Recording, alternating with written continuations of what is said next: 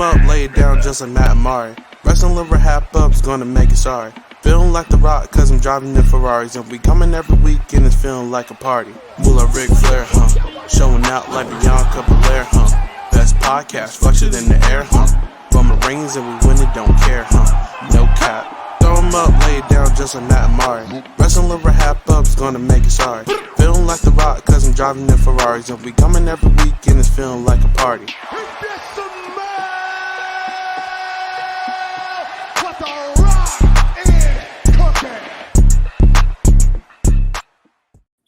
Hello, everyone. Welcome back to a very special Wrestling RHAPUp podcast. I'm your host, Mari Forth, and with me, as always, my co-host, Matt Scott. Matt, how are you doing? I am tired. Yes. I am feeling wrestled to the ground in the best way possible after last night. So much wrestling between Elimination Chamber and Instagram and everything else. So I don't know. Here to talk about it. Mari, how are you doing? How are you feeling today? I'm feeling very tired, like you said.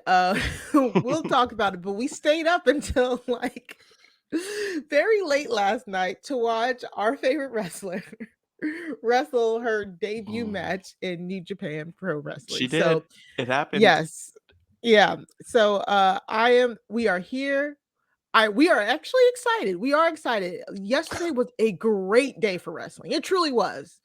But again, I am a little tired. I'm not gonna lie. Yeah, not gonna lie. We're here. But you know what? We'll get to the Mercedes Monet of it all. But Elimination Chamber was a thing. Yes. It was, and it was a good thing. I really liked it. So if you guys were following us yesterday, we took over the RHAP Instagram all day. It was very fun.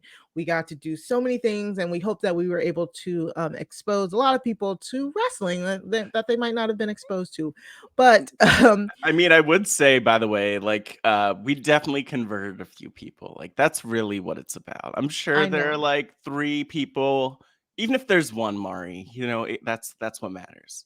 Yes, exactly. So if you were one of those people, reach out to us, tell us. But the biggest thing is I gave my like a quick grade at the end when I was signing off.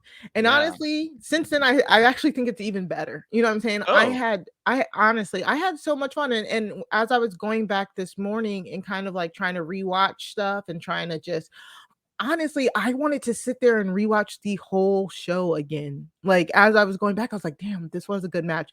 Like, there was literally only one match on the card that I was like, this is terrible. Everything else was so good. Yeah, and I agree. And I think that for me personally, because I haven't been able to watch or rewatch the show, it's been interesting because, like, rewatching it so far, because I rewatched the Women's Elimination Chamber, I rewatched the Brock and Lashley match, which didn't really change that much in my opinion. But like, I feel like, maybe it's just like fresh eyes, but it's better on the rewatch. And I really want to rewatch the Men's Chamber because I don't feel like I appreciate that enough in real time. And like, wow, Sami and Roman was iconic. So we'll get there. We'll get there. Yeah.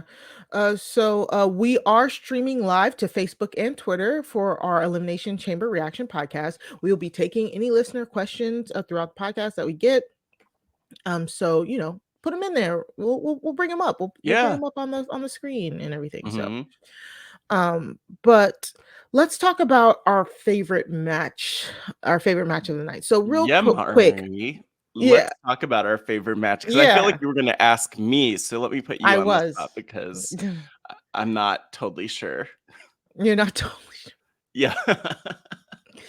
well, okay. If I'm being honest, let me just give you like my match of the night was Mercedes Moné versus Kairi.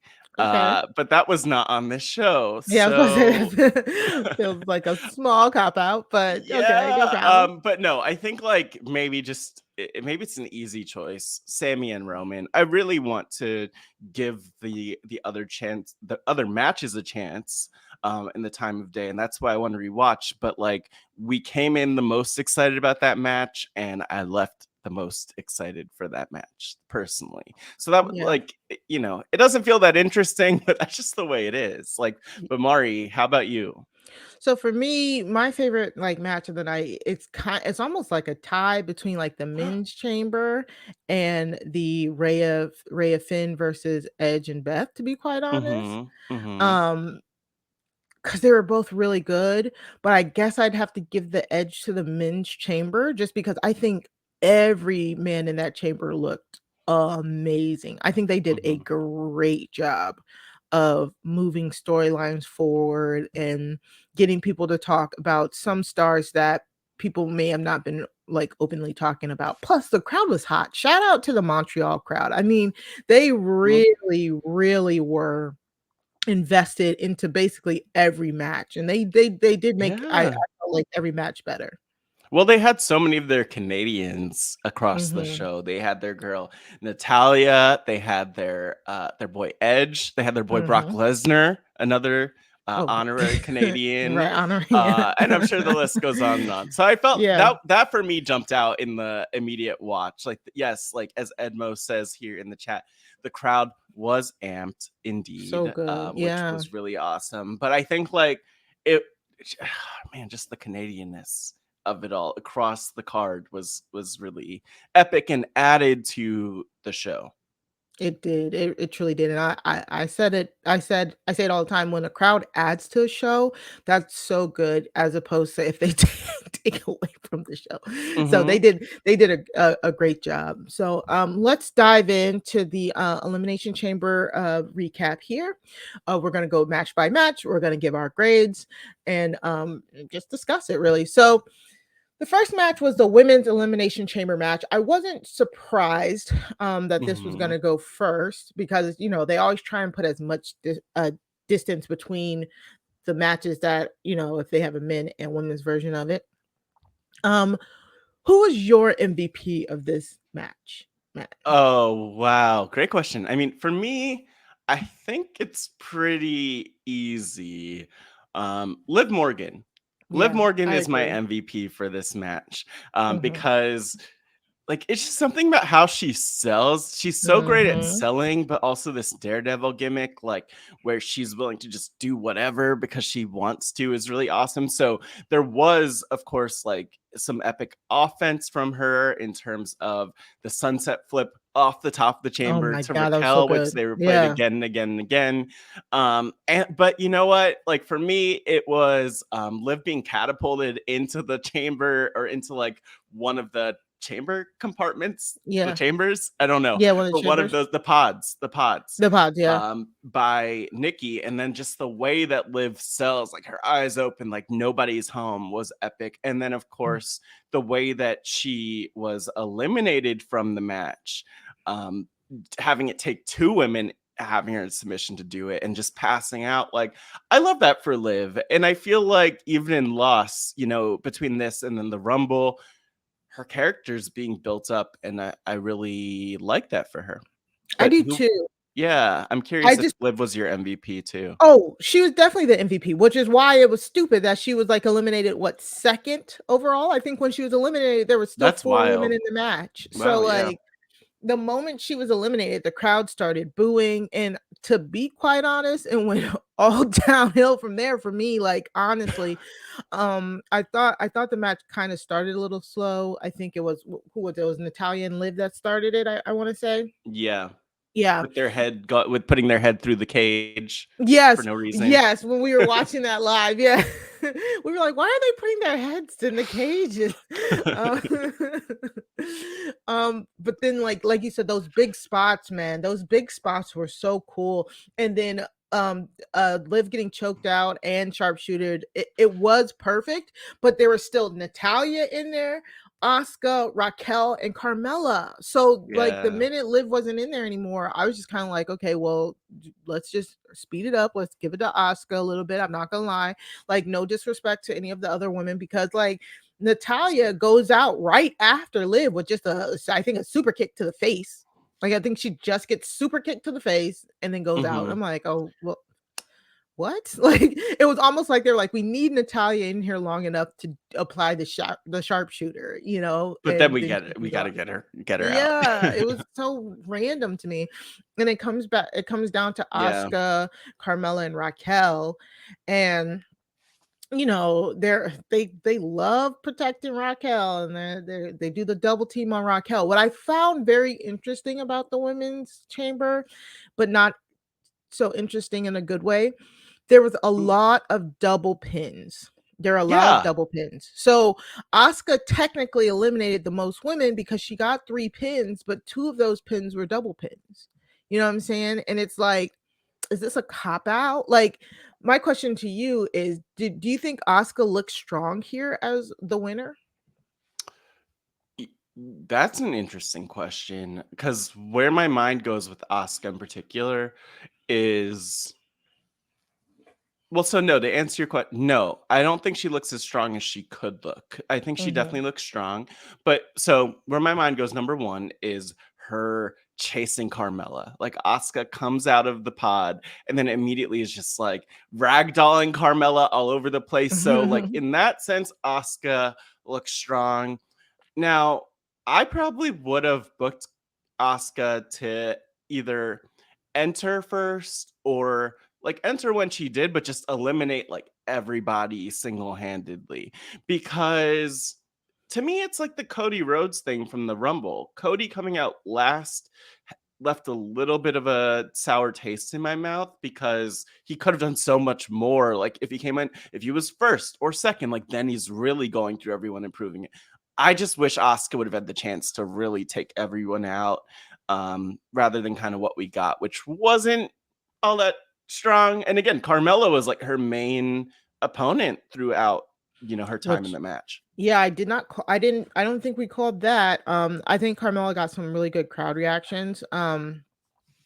And I think Asuka entering last definitely did not help.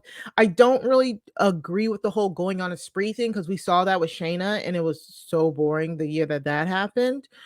But I don't know what they could have done more to make her look better, but I felt like it didn't. Like, the simple fact that she needs another person to help her eliminate somebody makes it feel like a small takedown. I get you're trying to save the other person, but this is a match. I think doing it Well, with Liv made sense, and I like that one. Repeating that with Raquel just so you can say, "Oh, look, she's such a big behemoth that we got to double team her," just it doesn't bode well with me. yeah, Like, I mean, she's let Asuka tall, take down that. Yeah, she's just tall. Right. Exactly. right? She's just tall.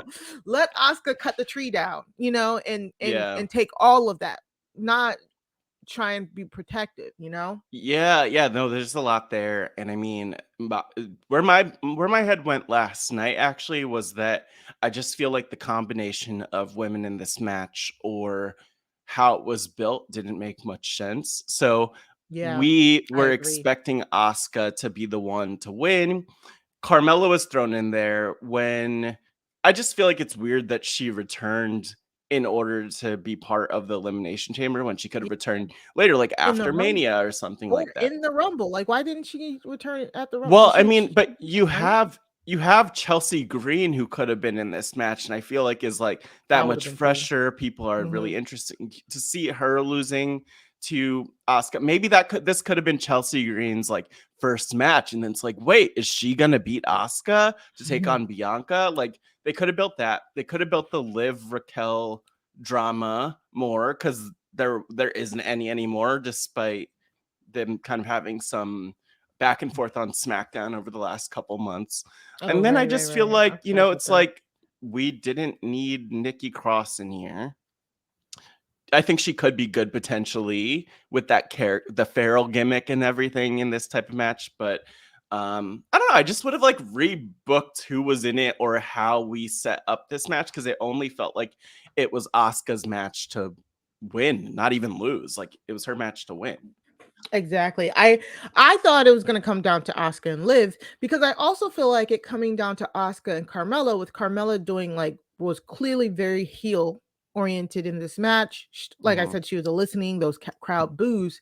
It further puts Asuka in that weird that weird space where it's like, is she supposed to be a heel character? Is she just supposed to be a dark character? Is this just, you know what I'm saying? Like, I've been saying it. I really want Asuka to Yeah. go really, really dark. And I want her to go like full heel so that by the time her and Bianca face off at WrestleMania, it's like really like set dynamics. Like, I get sometimes Yeah. you don't need that, but I think this would be perfect for them, their setup, for Asuka to just go full ruthless, full insane, full just like out for blood monster machine, as opposed to Mhm. like, I don't know if I think she was still a little too smiley. I gotta go back and watch some of her Dark Kana footage to see how it's supposed to look versus what's happening right now. Well, Mari, like I think a good conversation for us to have at some point Mhm. is like about the state of face of heel Yeah, of tweener, dynamics. because Yeah, I just feel like so much more now than maybe, you know, in the past, like the lines are blurred. Like sure, you I have agree with some that. characters who are at the mix, but I just feel like now I wonder if they're, you know, like I I don't wanna keep completely agree talking with about that. her, but, like, I'm thinking of someone else we're gonna talk about who I'm like, "Okay, as long as the heel aspects of your character and the face aspects of your character make sense and are motivated, then that's cool," but it's just like, it's not clear what Asuka's motivation is right now, Yeah. is kind of It the thing for me. and I agree with that, but my biggest problem is Bianca is like your biggest baby face on the card, and she's Mhm. consistently been a good baby face for over a year, which is truly really hard to do. Yeah. But unfortunately, most of her feuds have not been against true heels. So I Mm. wanna see that dynamic because if you think about it, her versus Sasha, Yeah. they kinda had that weird, like, respect, but also maybe at the end it became a little bit heel dynamic-y for Sasha. Her versus Becky, Becky is the man, people love Becky. I thought she did a good job of trying to lose the crowd during that reign, but Yeah. it's still Becky. So she never Mm. truly lost them, you Yeah. know? So I kind of want to see if we can get an actual bad guy against Bianca, which is kind of why I think we've all been hoping her and Rhea have matched up, but we're not getting that right now. So I agree, and like I said, I do agree that it's not the biggest deal, but I do want I miss the age of the true heel. I totally do. I get it. Everybody wants to kind of be tweeners. Everybody wants to be cool. Whatever. But Uh-huh. I love true heels, and we will definitely talk about a true heel later. So, Oh. anyways, Wait, we but have Mari, just on this note, no, I just want to comment though, like to make a mhm. connection between reality TV and wrestling, because we were talking about that so much on the RHAPgram's Instagram. And one of the things that comes up for me is like thinking of this last season of the show Survivor on CBS. Like people were constantly talking like, who are the villains? Like, who's a villain? Is James a Mhm. villain? Is Jesse a villain? Like, and a lot of that conversation has also been like, they don't really have any true villains right now and they need them. And I just feel like wrestling needs more true villains. Like Right. it's kind of that thing about like we can't turn John Cena heel for so long when it's like, but that could be big business. And I feel like they might be afraid of like fully sending Asuka to the heel place because she is so beloved. But I mean, we'll see. I'm with you in terms of what you're saying. I don't want to get my hopes up that this will be like a heel versus face dynamic going into Mania with Bianca. Yeah. I like Alex's comment here. Can you bring that up? Mm-hmm. Yes. So Alex in the Facebook group chat says, the double submission was a great way for Liv to go. If Asuka wins at Mania, I could see Liv being one of her best rivalries in that reign. I completely agree with that. I Mhm. actually see Liv's double submission made so much sense to me. Yeah. Again, the repeat of that at the Raquel spot that just kind of was like, that's so dumb. Like and it was just like a whole bunch of super kicks that Yeah. took her out. Ugh. But yeah, no, I completely agree with that. And the two of them working, I mean, just great, just great. So Ooh. I do hope that I am on the side of I do hope Asuka wins at Mania because I do think she deserves that that moment, and I do think it's time for Bianca to um make a name for herself away from the title because we know she can. She's She did it for years before that. So, I know you were still you don't want Bianca to lose, right? I wonder. I think like where I am right now, because it changes with the week. But where I am right now is I want her to lose to like a true dastardly heel who's Me gonna do some too. like Yeah. nasty stuff to get Like to very like take her exactly. championship. Like not like a like let me shake your hand, Asuka. But I really Yes. want someone to like take her out. And then Yeah. Bianca comes back fighting, which is what she's known for. So The biggest thing I think of was when like her the closest I think we got to that was with her and Becky, and when Becky almost like tried to cut her braid off, I was like, ugh, like it hurt my soul. But I don't know if yeah, no, I yeah. almost had to. I almost had to protest. That was not Yeah. great. Yeah. All Ooh, right. Okay. not the braid. Next up, Brock Brock Lesnar versus Bobby Lashley. Literally, oh shoot. Why do we always forget about the grades? We always forget about the grades. Okay. Do we? No, we don't. We do. I And then the don't think funny about the grades. I don't think about it, I and like you the forget grades. about it. I whatever. But I also find it funny. I think when we first started doing these, I don't think we were doing grades. I feel like we were doing bells or something, right? Were we doing like a 5 bell thing or something? I don't know. I don't Sure, remember. no, you're probably right. That sounds like us. But anyways, so I'm gonna give the women's elimination chamber match a solid B. Yeah, I'm gonna give it a B. I think there were some booking issues that could have been eliminated, but I thought it was a pretty good match overall. It wasn't like a stinker or anything like that. So, and the right person won. So I'm gonna give it a B. What do you think? um, hmm. I would have given it a worse grade last night. So Right. I'll Same. go with a B. I do think that yeah, it's kind of like who was kind of served by this match, and Asuka, as we've said, like could have been better. Liv, great, good, great. But everyone else, I don't. Yeah, so B is fine. B is fine. Yeah. Yeah. So like okay. Back to Brock Lesnar versus Bobby Lashley. And Look, Alex brings up a great yes. question. Do we have to talk about this match? This match was 4 minutes 45 seconds. Yeah. So Salmon and Roman didn't even touch until 4:15 into their match. That's that's right. exactly in my notes as well. I was like, they didn't even do anything for 5 minutes. No, we don't need to talk about this match. This match Oh, was it was ass. I'm sorry. I okay. literally have muh. I have muh in my notes. It wasn't long enough. Um, Nothing happened of note. I Except for mean, Brock Lesnar low blows Bobby Lashley and then gets mad at the ref because he saw him do it and then decides to like F5 the ref and stuff. Like, what is he's it? What about rude. this makes any type of sense? Okay, so it's weird because I wasn't going in the angle of it doesn't make sense. It just makes them both look horrible. But I Right. mean, it's just weird. Like, what is going on with Brock Lesnar? Like, what is going on with him?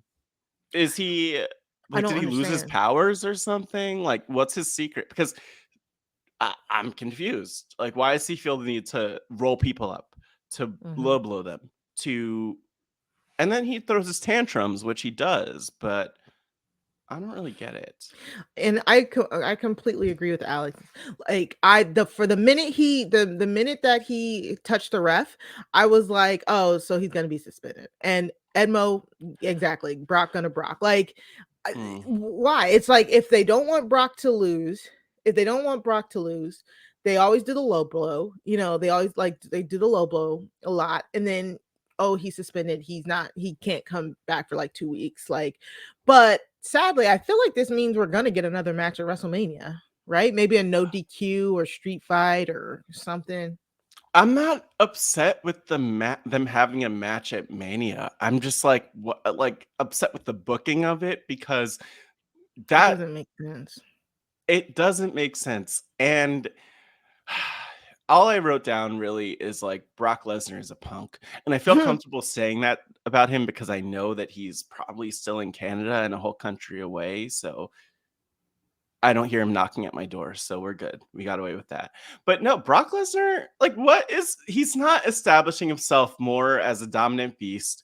If anything, the way that he conducted himself makes Bobby Lashley look like more of a threat, but then he destroyed Bobby Lashley, so then Bobby Lashley doesn't look good. Like, I wanted Lashley to turn it around on Brock and kind of leave standing tall. That would have redeemed it for me, because it would have shown like Brock is scared, Brock can't handle it. But I don't know. Oh my god. And then there's all this Bray stuff too. This Bray stuff in the background. I'm like, will one of them face Bray? I don't know. I'm thoroughly confused, and I don't care enough to try and figure it out, to be quite honest, at this point. So that gets a D for me. Let's move on. We save some time here. Wait. Let me give it an F. Let me give it an F. There you go. Because yes, thank you. Any other comments? Yeah, we'll talk about the Bray stuff, I'm sure, as it goes along. Yeah, that seems so random. That seems so random on SmackDown. Like, I don't even. So yeah, I don't know where they're going with that Bray stuff. Triple threat match. Just make it a triple threat match at Mania, and Bray wins. Bray beats both of them, and then we don't hear from Brock Lesnar, and the Hurt Business comes back, and we just forget that all this happened. So weird, yo. Yeah. Next up was the Finn and Rhea match versus Edge and Beth Phoenix. And oh my god, this match was so good. Like, I loved this match, and I rewatched it again, and I loved it even more again this time. I need to rewatch it. Because the thing that really throws me off about this is the finish, which I was not. Yeah, the finish was. I didn't like the finish. Yeah, I was not even the finish, but like the result too. Yeah, exactly. Like we said, you could not convince me that Rhea wasn't getting the pin on Beth, but then I remembered they're in Montreal, they're in Canada. They needed a good Canada pop. Like, they needed a good pop because the rest of the card, I mean, technically Asuka was a good pop, and then here with Edge, but Sami was losing, Austin Theory was gonna win, so I get it. I get it, but I definitely didn't like the finish. However, the match itself was very, very good. I think that the way that they structured the match, where basically this was just a Rhea Beth match for like half of the match, and they were killing it. I truly liked it so much. And so Rhea and Beth were doing such a great job. Then, like, the beginning, they're just talking so much shit to each other. Like, the broadcast had to kind of like keep going in and out because they were dropping so many like curse words. Then the crowd starts chanting like "F you, Dom" on the outside. Like, half of the match they were just cussing Dom out, which again, Dom is the best thing smoking. He is one of the best true heels right now. I will die on that hill. Yeah, it's so good. He's so over as a heel. And I think Finn and Edge did a good job. It was very serviceable. Finn had some really good moments. But truly, I feel like this was about Dom, Rhea, and Beth in a sense, because Dom was on the outside, so just like overly characterized on the outside, runs out. Yeah, he left. Yes. He left, and we almost never see someone run out and leave. Yeah, because normally they like run out to the parking lot, probably drive to the hotel, hide under their hotel bed if they can. But no, he came back, and honestly, what I thought in that moment was that. And maybe this is like total BS, and I have to rewatch the match to see if this makes sense.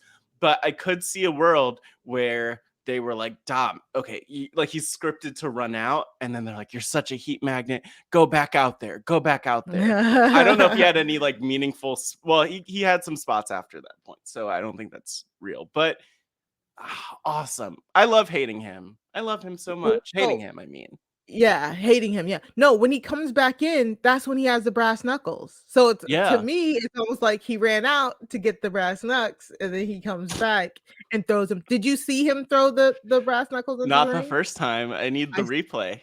I saw it. I saw it the first time, and everybody else I was watching with didn't. Yeah, they didn't see it initially either, but it was so good. Oh my god, I truly really liked it, and honestly, it just made me want more Rhea versus Beth. Like honestly, that's all I really want, because I Yeah. think Beth did a great job. I saw somebody say like, "Oh, they did a great job of hiding Beth's ring rust Shut and from up. her old age." I'm like, "Are you serious? Did we watch the same match?" Like, she was going and Rhea was doing a Not her great old job. age. Yeah, I was like, "She's like 38 or something like that." Like, You "What know am how I old doing AJ here?" Styles is? Like twice as old as He's Beth like Phoenix. 45. So Exactly. That's why I'm like, y'all are just saying anything now at this point. Like, no, y'all but are you just know what, really saying anything. Mari? It's because, and I don't. Oh, I'm not gonna use the M word, mark.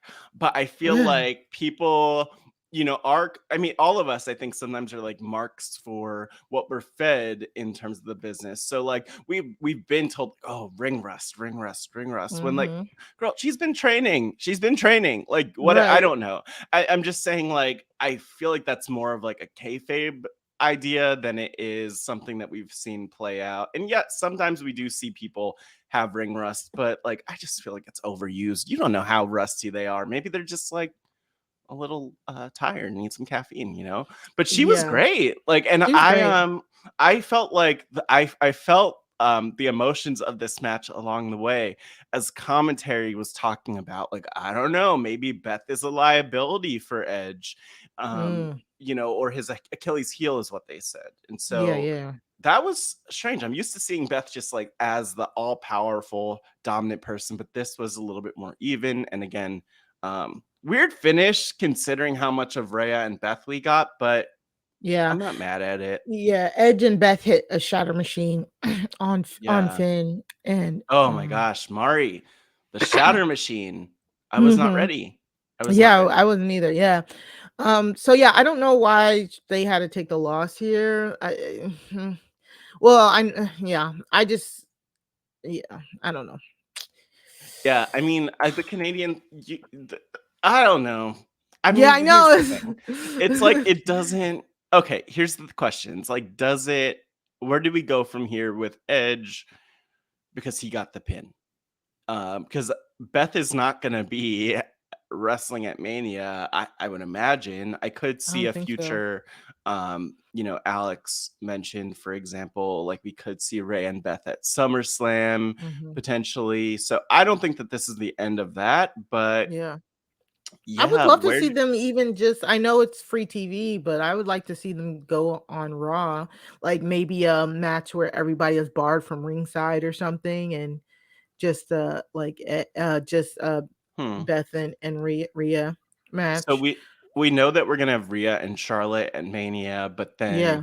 maybe there's something with Judgment Day and Edge and Rey Mysterio, like Yeah, Rey we and got Edge no Rey versus. Mysterio And he here. keeps getting teased. I feel like it's happening more and more this last couple of months. Like we didn't talk about him for a little bit, or he was kind of in the background being referenced. Now it's like he comes up a lot. So Mhm. I don't know. We'll see. We'll see what happens. But And yeah, I'm assuming this will lead to a match at Mania, and then Judgment Day might walk out with the win there. Hopefully. uh, yeah, I agree. Like I think Alex has a comment here in the chat here about Dom not competing in the match.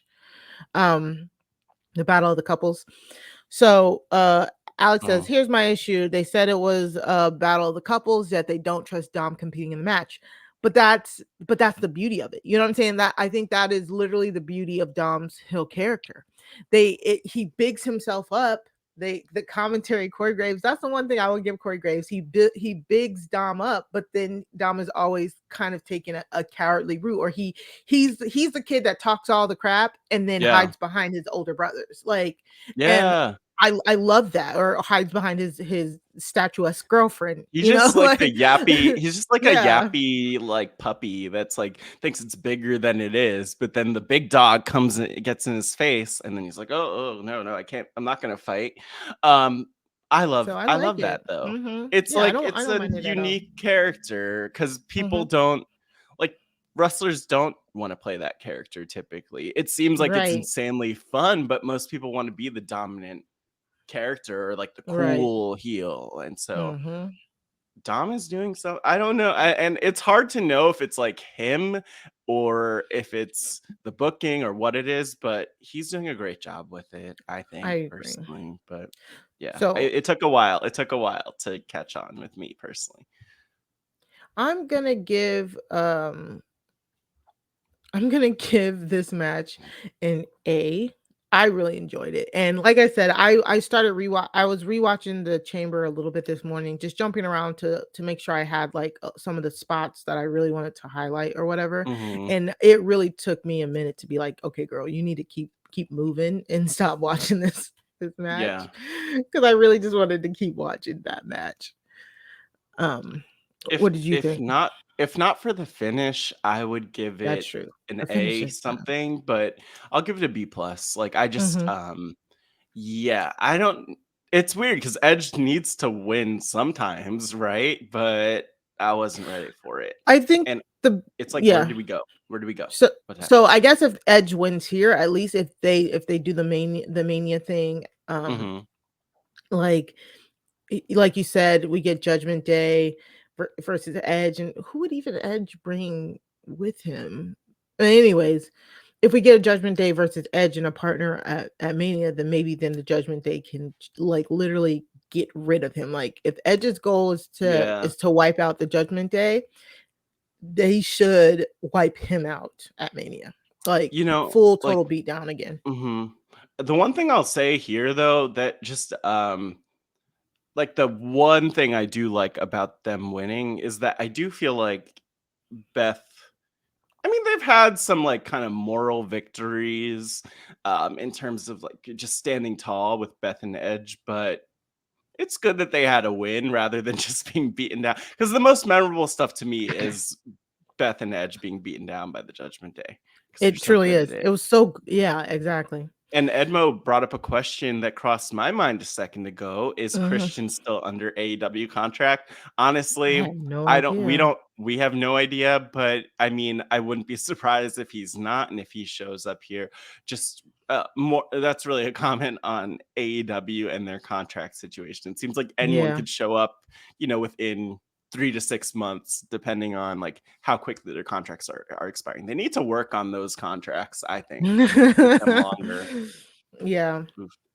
Because it's so funny because if you think of like Edge's like his people that he's tagged with, you get Christian was it the AEW, Chris Jericho, AEW, and then Mhm. you got Randy Orton, but Randy was seriously injured, Yeah, right? yeah. You So could get Gangrel. Him and Christian and Gangrel were a thing back in the day. AEW, he was working with Oh, AEW what? still. Yep. Mm, He's I'm working glad with they're all AEW as of working. last year. Lita, W Lita and Yeah. Beth and Edge together. Against the judge. Oh no, wait. Let's no. Oh man. Everyone's great. I did see, as a complete side note, I saw some tweet from somebody I follow who was like, how is the relationship between Edge and Lita? I'm sure it's perfectly fine. Oh duh. But Alex. Thank you, Alex. He yeah, no, said we it's said Ray. that. We Yeah. said that. But Did you honestly, forget, why didn't Mari? Ray come out? I did. Why didn't Ray Oh, come out? Like, why didn't he that's come funny. out? Yeah, yeah, yeah. We'll see. By the way, just I as a forgot side because note, Ray forgot. Ray forgot to show up to Canada. he maybe he can't go to Canada. Now I'm curious who can't actually legally show up to Canada. Well, we'll To talk about Canada. that. Uh, Okay, so next up was the men's elimination chamber match, the and man for the US man, championship. for the US championship, this match was a car crash from start to finish in like a very good way. Yo, Seth and Johnny start the match off, and these boys go. They Wait, go. wait. Mari. Yes. Look, it was amazing. They were amazing throughout this match. Like, Yeah, I love them so much. me too. I didn't know I needed that combination as Same. much as I did. I need to rewatch it for their dynamic because they were You giving should like have the rewatched it. It was a athleticism, the great. character work, all of it. They started with so much like chain wrestling at the beginning. It was like I just yelled at my computer. I was like, wrestling! Like this was actual wrestling happening at the beginning. And then they also pointed out that they never faced each other in WWE. This is their first time touching gloves in WWE. And I was like, yes, like give me more. It was so good. They had so many crazy combinations. And then on top of that, they like sold their asses off. I think I tweeted, I was like, I think Seth Rollins and Johnny Gargano are in a bumping contest that nobody knows about. Like they were truly trying to out bump each other that whole match. Well, I mean, and that's the thing, like, and Edmo points this out in the chat. Gargano showed the main roster why he should be a star. Like, I agree. The thing is, the NXT run for Gargano and Ciampa was not a fluke, but it hasn't fully translated to the main roster yet. But this was a great opportunity, and I thankful for Triple H doing whatever he's doing, Creative doing whatever they're doing, because this is where the magic happened. Yeah, this was so good. I truly was like, oh my god, like I'm so excited right now. That was such a great way to start the match. And then we get Austin Theory at third, which I was like, oh okay, that's great. Like we were all thinking like, oh, if he comes in 6th, that's gonna be dumb. But he came in third. He tried to do some things. I like at one point Seth and Gargano like teamed up against him for like a few funny moments. I love a good comedy break in the middle of a very serious match. Like I'm a sucker for that. So I mean, this match was just truly so good from start to finish. Once the big boys got in there, I was like, this is just carnage. Damian Priest throwing people around, Bronson Reed throwing people around. What were your favorite spots in this match? Well, obviously, yes. Obviously, though, it's like the Montez spot. The Montez spot. Yeah. Like monkey bars hanging from the top of the cage or from the top of the chamber, and then just dropping down onto everyone, which I feel like that is the spot of the match. That was really it. And then, but I also did appreciate like the double teaming by Seth and Gargano, because I kept thinking like, when are they going to turn on each other? When's it going to happen? And they had a good little run, like, just laying into other people, laying into Theory while he was in the pod trying to hide.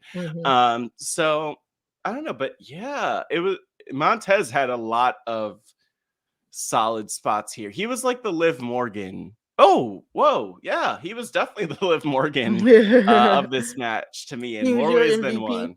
Yeah, he was my MVP. He was my MVP.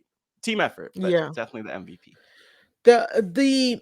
The Seth Rollins, Johnny Gargano on top of the pod, where Johnny Gargano did the Hurricanrana off the top of the pod with Seth. Oh my god. Like everybody who I was watching it with, we had a visceral reaction. We were like, oh my god, like Damian Priest like kind of caught Johnny. He didn't catch him that well, but Seth got thrown into everybody. That was a crazy spot too. I really like that spot as well. When they were just sitting up there, that was cute. I was hoping they were gonna kind of do the back pat. Was I the only one who's like do the Ciampa back pat and clap? And then their friends. No.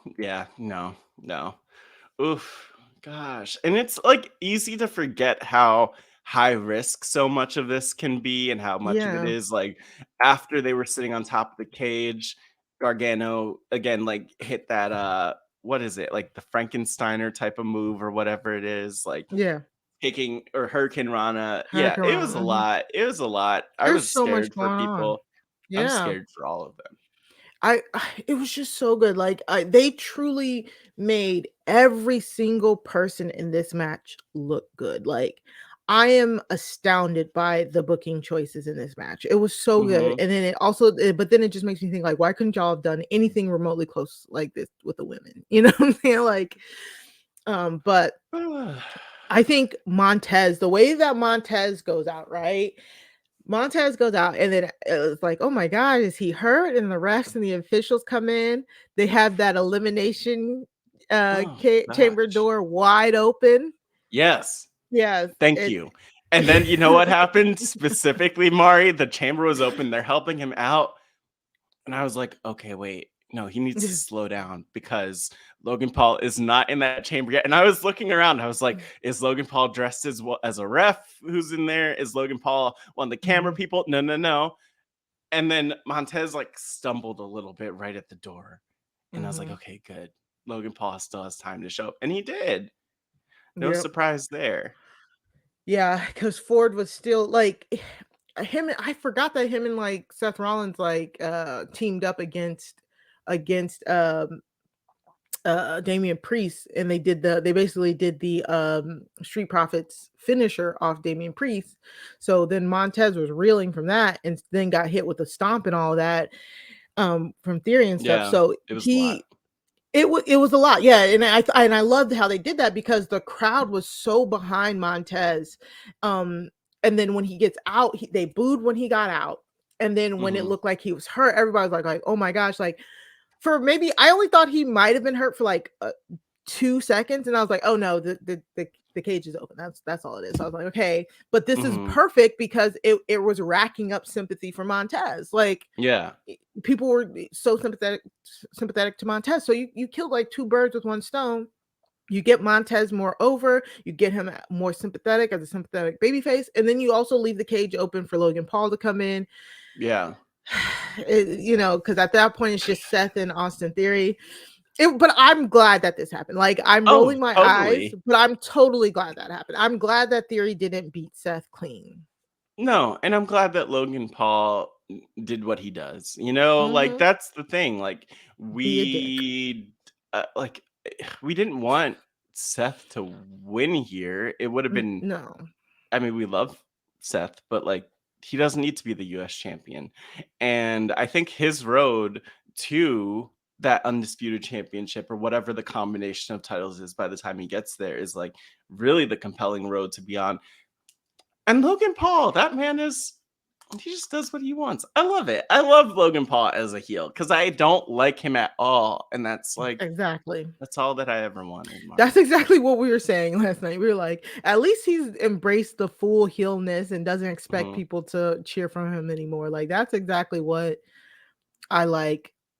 And then when he started climbing here, like in this picture here, if you're watching us on YouTube or whatever, or live, like I thought he was gonna do something else. I'm like, what are you gonna do from outside the cage? And then it's like, oh no, he's just being dumb. Oh, gosh, yeah, I love Logan Paul. I love Logan Paul. Ew, don't do that. Don't say that. Yeah.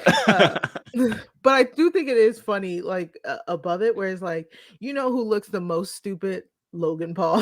Like, thank you. Yeah, no, I mean it's true and it's hilarious, but it's also I mean, I don't know, like it makes sense to me within the Logan Paul character because I see a world where he just wants chaos. Like he doesn't care about winning the championship. Logan Paul doesn't want to carry a championship around. Like he wants to carry his little golden Pokemon card around with him or whatever it is. Like he does not care. So yeah, so chaos. Like I could imagine him wanting to piss off Seth more than he actually even truly wants to beat Seth, Yeah. It's just like he's a troll. Exactly. A troll. Yeah, there it is. Yeah, I just thought this match was really good. And it is really great on the rewatch. So I would definitely tell people to rewatch it. Again, I'm gonna give this match an A. Honestly, I truly liked every match on the card except for Brock and Lashley.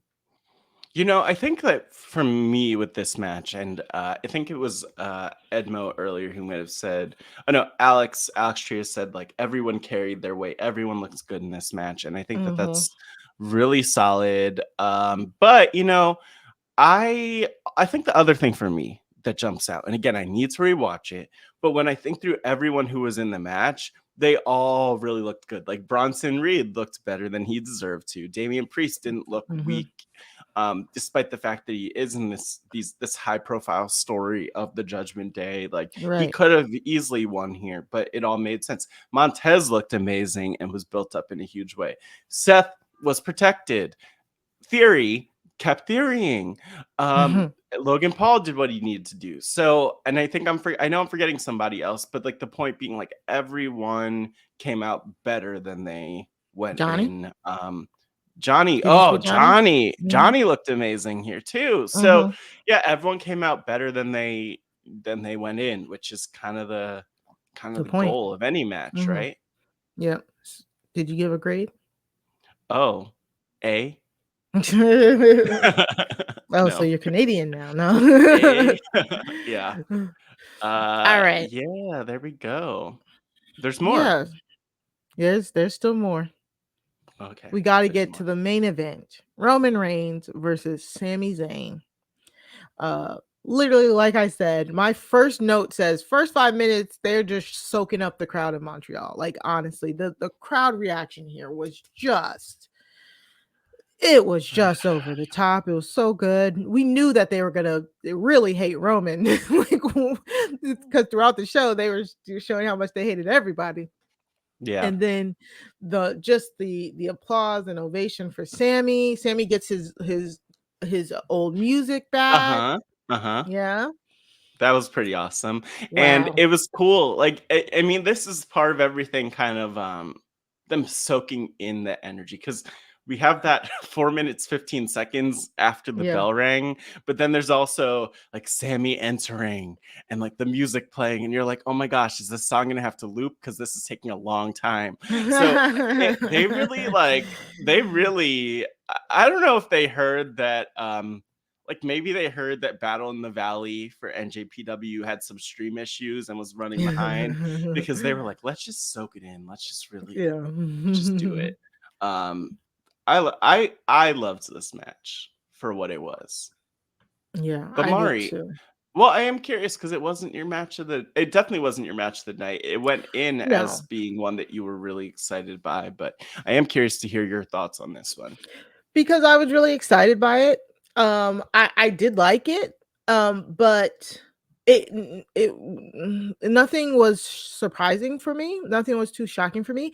I mean, Yeah. it was good. Like, we were getting suckered into those near falls. I mean, we Hmm. were like on the edge of our seat. So it was good. I'm not saying I think it's because I had high expectations and it met my expectations. Yeah. You know? It was just that, as opposed to, like, the 2 other matches that I was like, "Oh, wow, y'all really went above and beyond." So, it's not that I didn't like it, it's just like, this is I'm not surprised. They put Yeah. on a great show, a great match, great storytelling, and it was like, "Yeah, yeah, girl." Like, yeah. You know what? So Actually, to this point, like, one of my only thing about this match, like, I think it was Sammy. Sammy really did deliver in terms of his performance, and outside of his matches, he's had a lot of opportunities to do that just as a character and story. So it mhm, was nice that he was able to do that and kind of fulfill the promise of that and come out looking so strong. Um, exactly. but it wasn't, to your point, it wasn't surprising. It did what it was supposed to do, which is the thing Mhm. that I like about it. But it's nice when you throw a little bit of like salt and pepper on it, like a little bit of as Booker T would say, like some shucky ducky quack quack. Like, that's Shucky what ducky we quack want quack. sometimes. But Can we I talk like about how this. we were worked? We were worked great. We were worked Well, thoroughly. okay. I didn't know which look. The Mhm. Usos, their legal status getting into the country is clearly unknown. Maybe one of them, maybe Jimmy entered the country illegally.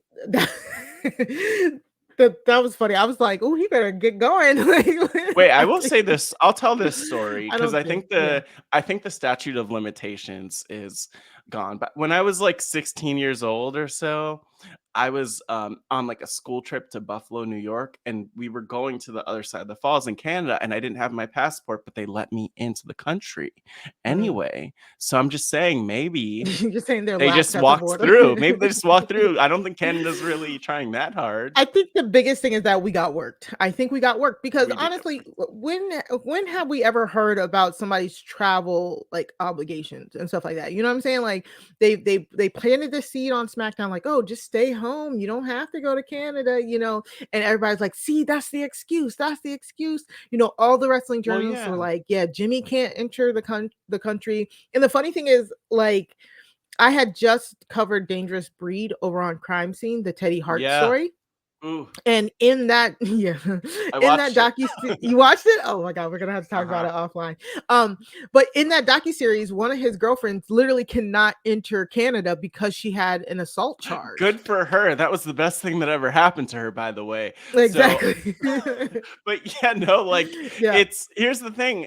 For So me, there's I was truth so to it. confused. I was Mhm. confused because I thought Yeah. I was like, okay, Jimmy not gonna show up. He legally can't show up. Jay will show up. That was my take.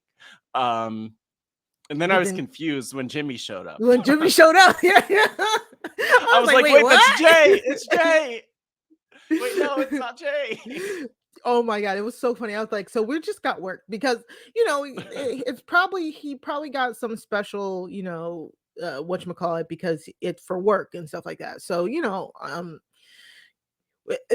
there's so many easy ways to get around it. The biggest thing is we got worked. They played us, and kudos to them. Like kudos to that. Like I don't need to know every little thing backstage. I'm completely fine with not knowing, and using that as a part of the story, like good for them.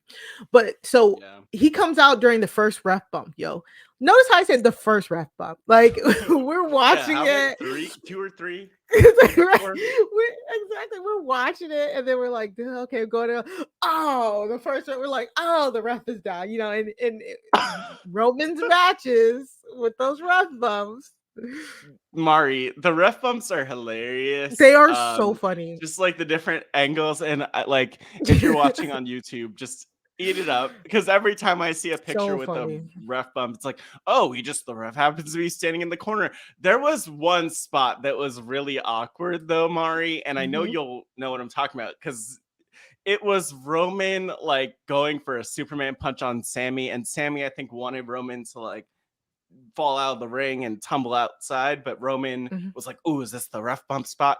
So he like he turned direction at like a 90-degree angle and like teased hitting the ref with a Superman punch. Before then, like a few minutes later, he actually did hit the ref with the Superman punch.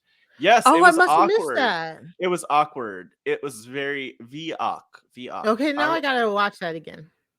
I must. Was that the second ref bump? It was before, so he didn't hit him. I think Roman was like, "Oh, this is when I'm supposed to hit the ref." When actually it was like, because the first ref bump was the one that you showed, where the ref got caught behind the elbows and he was just going like this.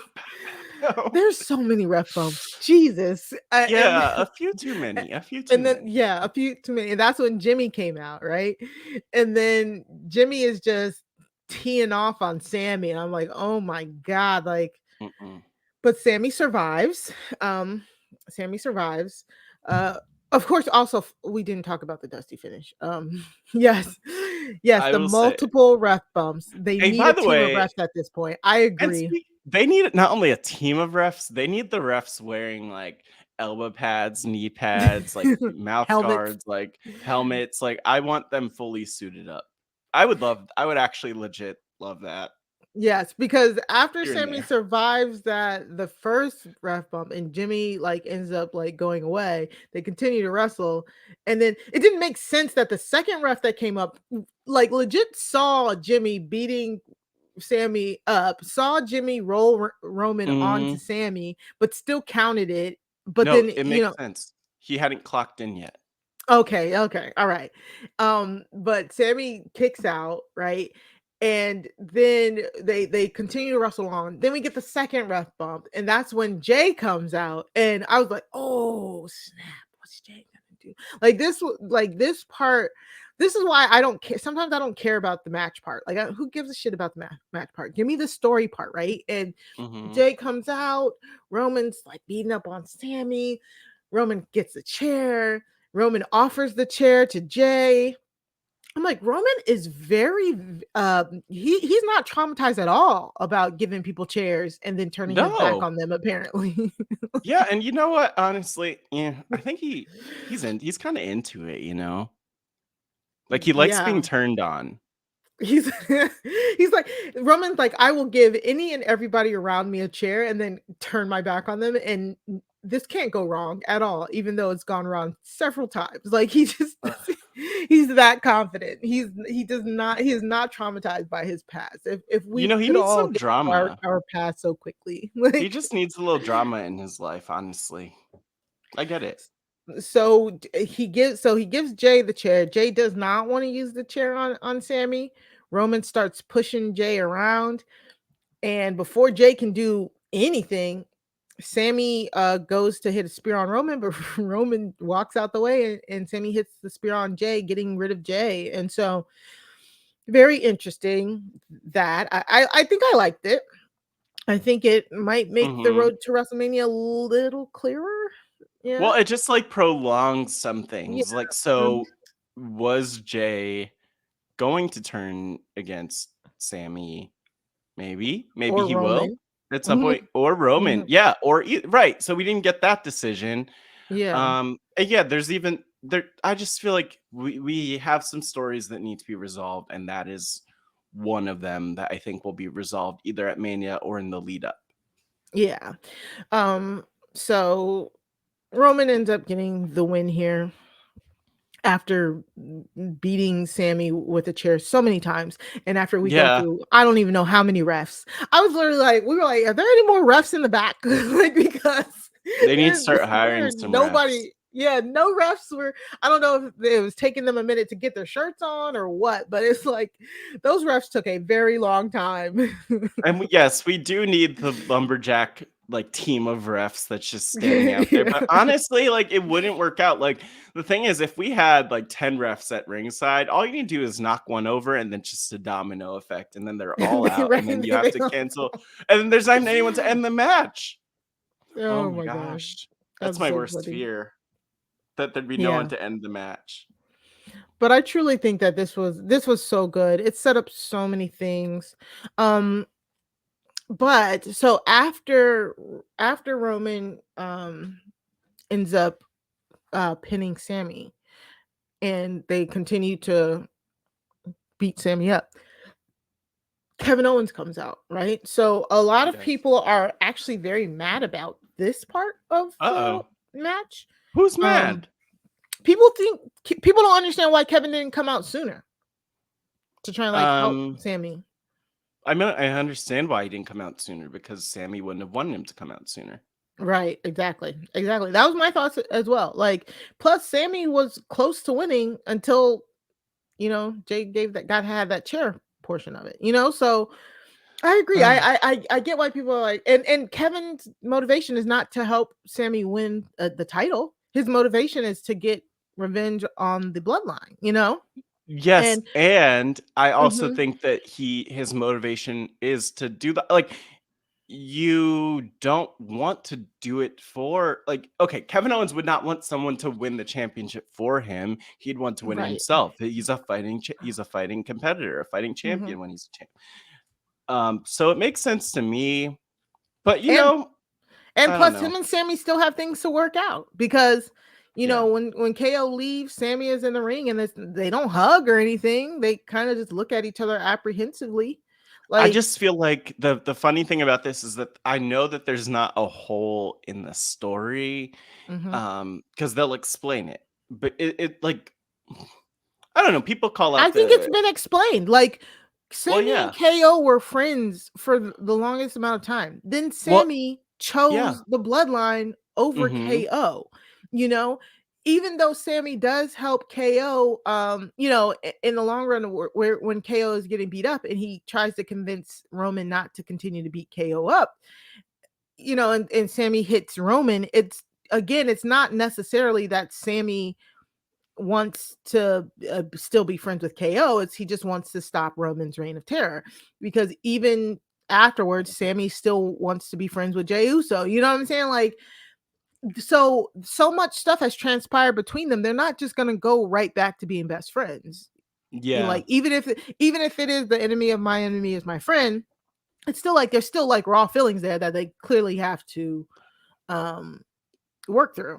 But I just also feel like people are so quick to criticize, and we didn't need, like, you don't need to do that. Just like wait until Monday. If you really feel like this wasn't done well, I'm sure that on Monday we'll get even more of an explanation or a reminder of an explanation. Like WWE has always been so good at that. They force feed information to us. We're going to get that. We're going to get more of that on Monday and on Friday.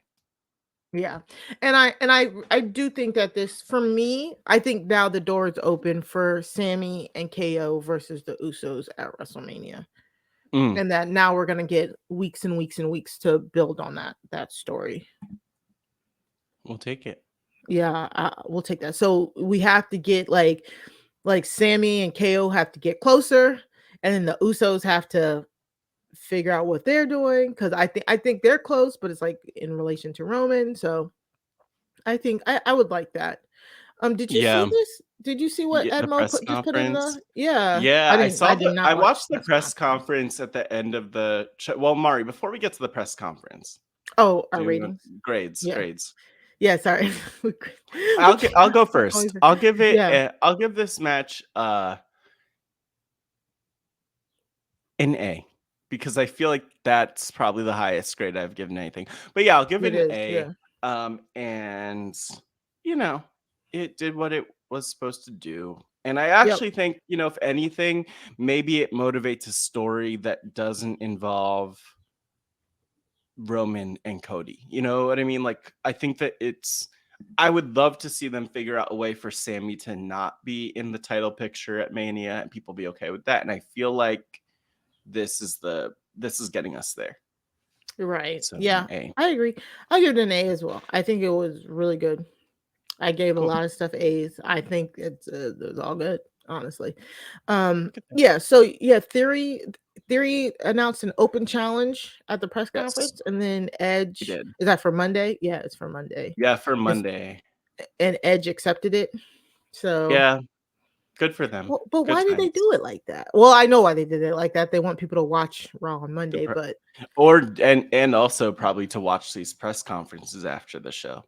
Oh, yeah, that's true. It was so awkward. I mean, okay, for me, it was awkward watching it because they just have the weirdest group of wrestling journalists. Like I know maybe all of them are real wrestling journalists. Louise. But no, it's not weird as people, Mari. It's like, I just wish that there was like a more diverse group of people. Okay. Number one, but also like it was like a group of 10, 20 people, and like one person kept asking a lot of the questions, and I'm like, I guess they planted that question. I was confused. Interesting. Yeah, I didn't watch it. It's not worth it, but no, but I might end up rewatching like a stage press conference. I feel like it was definitely, because like Theory had his moment, Edge and Beth had their thing, which was in kayfabe. So maybe because it was in Canada, like a lot of our known ones weren't there. Because I know when at the Rumble, we knew like a lot of like people that we follow on Twitter was there for that press conference. That's true. Yeah, maybe that's it, that they were in Canada. Yeah, maybe that. There were some people. Who cares? Anyway. Okay, so let's get into your match of the night, right? Are we showing our shirts? We have our shirts. We both have our Mercedes Moné shirts. So, like we said, and what's really bringing me down right now, in a sense, because I'm still very tired. We stayed until about 2:30 in the morning to watch Mercedes Moné and Kairi go head to head for the IWGP Women's Championship belt. And Kairi has had it. She's had it for like a 3 while. months? She something like that. She was the inaugural. Yes, thank you. She was the inaugural champion. So she's had it since they introduced the belt. Her and Mercedes had a match. They headlined the Battle in the Valley pay-per-view. Matt, what did you? Yeah, they were like weird. They had that weird double main event. Oh yeah, double main event. I was done. We turned it off. Yeah, exactly. What did you think about the match? Tell us your experience watching and all of that. I was like, I wasn't thinking that I could make it to the match. I was very excited to watch it in the morning. And the thing is, like, I mean, in terms of the experience watching the match in the show, Fight TV was not working for It about was an not hour, working. it felt like, or at least Whew. 30 minutes, but like Mhm. leading up to the show starting. So thankfully the show hadn't started, I guess, because of the stream issues. So that was a good Yeah, thing. But it made me think, I was just nervous because WWE is number one when it comes to production value. it is. Yeah, Mercedes Moné deserves the best production value. This she match deserved does. it. And I have so many thoughts on this match, but like they were given 26 minutes. In my opinion, like this is one of the best matches of her career, up Mm. there with Bailey and Sasha and those matches. So I would rewatch it again. Oh my gosh, Mari, I've watched this match like twice in the last 8 hours just because it's so good. Like, what is wrong with me?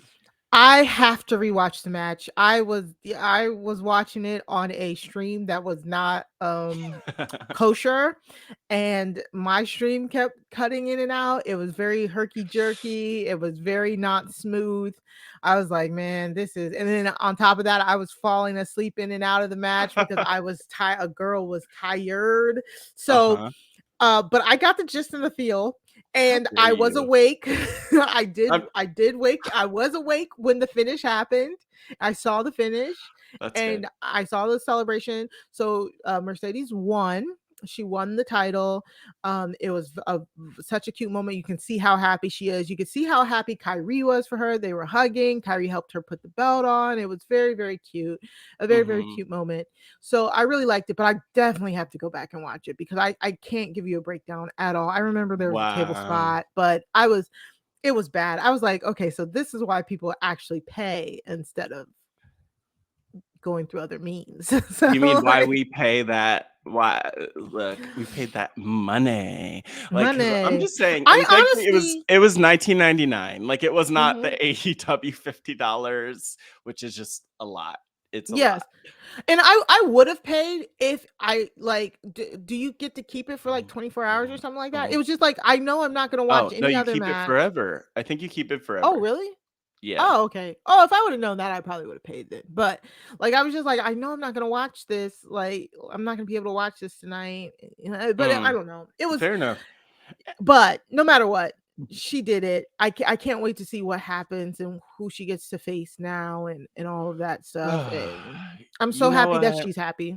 Okay, let me give you my things because I have a lot of feelings Mm-hmm. in general, but also on this match. Mm-hmm. So, my number one thing is the beautiful thing about Mercedes and the story of this match. I feel like, and even just of Mercedes Monet is like she tried for so many moves that were her traditional, like there were multiple Meteora attempts or Mm-hmm. Meteora into pin attempts that didn't work out. There was just a lot that she was trying that didn't work out, like frog slash attempt that she missed. So all of the signature stuff that she normally does, like, didn't get her the win. What got her the win was like doing things differently, being new, having a new Mm. approach. So I like that because I feel like the thing for me with Mercedes is that she's always going to be interesting regardless of her feud because she's always like feuding with herself. Like she's always trying to be better. She's always trying to be the best. Mm-hmm. And that came through in this match, not only in terms of the performance, but just like the character work. Mari, I don't know if you have like thoughts on this aspect of it, but she had some heel elements, definitely was not a heel, and she Mm-hmm. had mostly face elements, but did you have thoughts on like the heel face tweener dynamic of Mercedes, or anything on that you like? I don't know, I thought that was interesting. Yeah. Oh, Oh, excuse me. oh, oh, You know, Mari's right? falling over. I know.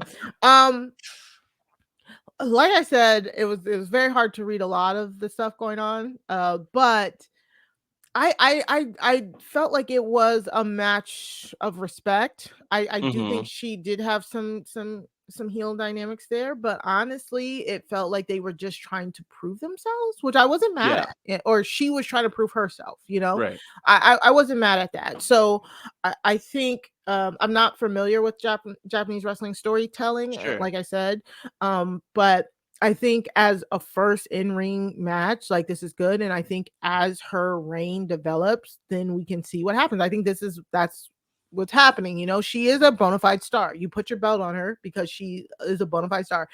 I would venture to say that the Fight TV stream broke because so many people were trying to watch, you know? She broke the internet. Mercedes headline. Yes. Breaking news. Mercedes Moné broke the internet. Exactly. She broke it. So clearly she's a star. Clearly she's, I mean, again, we watched. Like, we did watch. So, like, I think it's smart. And then now they have the time, they have the earned respect to now develop her character, and I'm going to be very interested in how it goes further. Like, this is one of those moments where you can't demand answers right now. Is she a heel? Is she face? What is her motivation? Like, let it breathe. Well, I feel like, though, that I have the answers to that question, which is that she is Mercedes. She is not a face. She's not a heel. She doesn't need to fit into the box. Like, back to the Bailey Sasha Brooklyn match from NXT. Like, I'm seeing in the back of my head, and I saw shades of this, like shades of Sasha. I can't remember if she was like, I remember she was stomping. There was the stomping on the fingers and the hands for Bailey, but then was there biting involved too? There was a little bit of biting from Mercedes. And then there was like then she did the Izzy Bo thing and stuff. Yeah. Oh yeah, yeah. So there's a lot of that she brings, and honestly, like, that's Sasha Banks. She is not. She is never gonna be your white meat babyface. WWE tried to book her like that, but you need to let her bring in some of those desperation heel, proving myself things, because like that's who she is. Like, any competitor who wants to win will not only, you'll be a good person, you'll be good when you can be good, but you're gonna hit below the belt if you have to. So I like that. I love this match. I really did, and I'm excited for you to rewatch it, Mari, on a stream that isn't in black and white, and with fuzzy. It's like trying to watch the pay-per-views for in the day. Exactly. Whew. Okay, guys, we did it. We did it, guys. I want to take the longest nap. Like, I'm so tired. I'm such a grandma. Like, I should nap way past my bed. You need nap on the podcast. Okay, so Matt, can you tell the people what you're up to and where they can find you? Oh my gosh, thank you for asking. So I'm like also choking in this moment. So, but you could find me on social media at Matt Scott GW. And other than that, I mean, there are a few things coming up. So the big stuff is related to Pod Friends, number one. So today, Sunday night, an episode of Pod Friends will come out featuring the one and only AJ Mass of ESPN fame and Survivor Archetypes fame and author fame. And he's a former Mr. Met with the Mets. So very interesting conversation, not only about sports, but about just like mental health, about identity, and like race came up, which I thought was really interesting. And we talked about like that aspect of things too, and just like white people having those conversations. So really great stuff. And you can subscribe to Pod Friends at robhasawebsite.com/podfriendsfeed. And speaking of Pod Friends, I will be doing an Instagram takeover for Pod Friends this Tuesday. There's some exciting stuff planned, including I'll be doing an interview for Pod Friends with Nick Iadanza, who folks have heard most recently covering Survivor Australia. So that'll be good.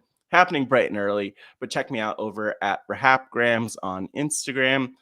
And I guess I'll give the mini wrestling RHAPup plug, Mari, because you have like the pro plug, but I'll say like next week I will be covering the wrestling RHAPup without Mari, unless she decides to come back. I will not. And have a couple of really amazing guests. So check that out. And I'm not even going to plug where you could subscribe to the podcast, because I know Mari is going to do that. And Mari, where can the people find you? What should they know? What are you up to?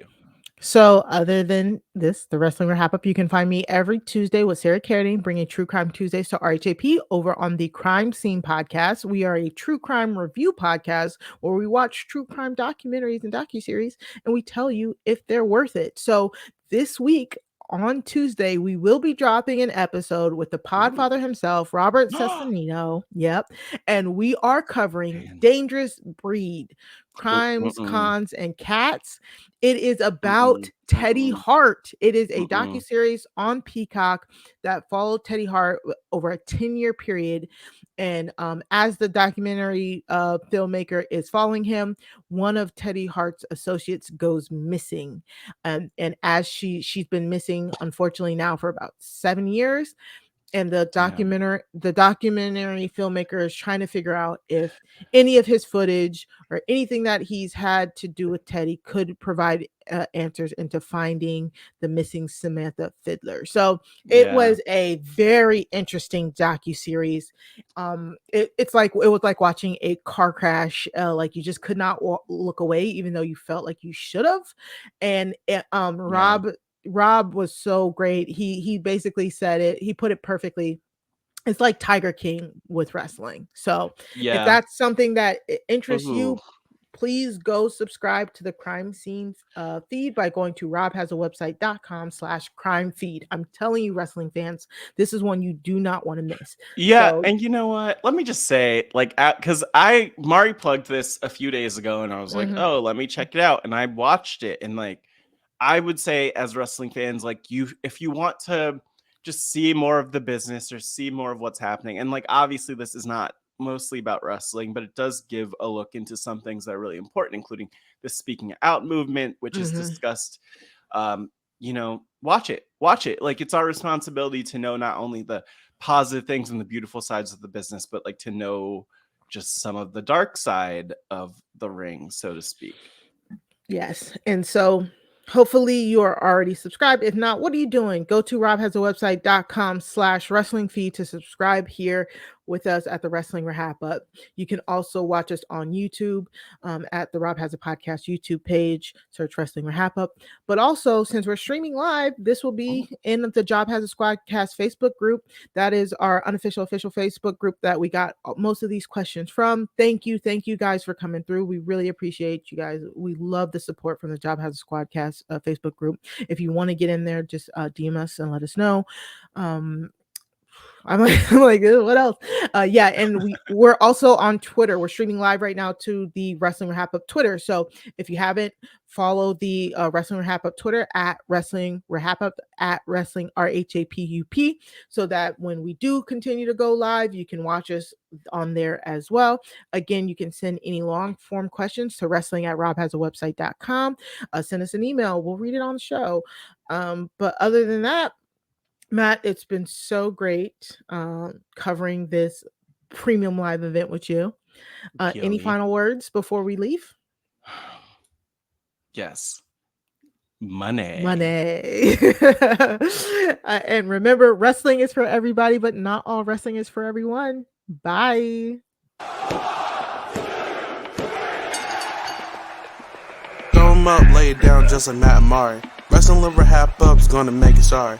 Feeling like The Rock, cause I'm driving in Ferraris. And we coming every week and it's feeling like a party. Mula Ric Flair, showing out like Bianca Belair, Best podcast, flush it in the air, Roman Reigns and we win it, don't care, No cap. Throw 'em up, lay it down just like Matt and Mari. Wrestling RHAPUp's gonna make it sorry. Feeling like The Rock, cause I'm driving in Ferraris. And we coming every week and it's feeling like a party.